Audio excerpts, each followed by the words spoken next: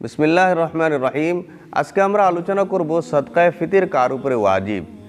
যে ব্যক্তি ঈদুল ফিতরের দিন তার দৈনন্দিন জীবনে ব্যবহৃত আসবাবপত্র যেমন থাকার ঘর, পরনের কাপড় এবং বাসনপত্র ইত্যাদি, চলাচলার জন্য গাড়ি, এই সবগুলো ছাড়ার পরেও যে ব্যক্তির কাছে 52.5 তোলা রূপা খরিদ করার সমতুল্য সম্পদ ঈদুল ফিতরের দিন আছে, সেই ব্যক্তির উপরে সদকায়ে ফিতর ওয়াজিব হয়ে যাবে।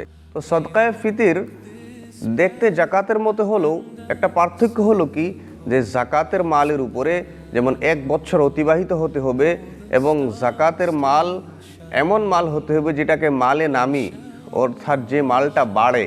কিন্তু সদকায়ে ফিতরের জন্য এটা প্রয়োজন নয়। শুধু জরুরতের বাইরে যদি কেউ নিসাবের মালিক হয়ে যায় তাহলেও তার উপরে সদকায়ে ফিতর ওয়াজিব হয়ে যাবে।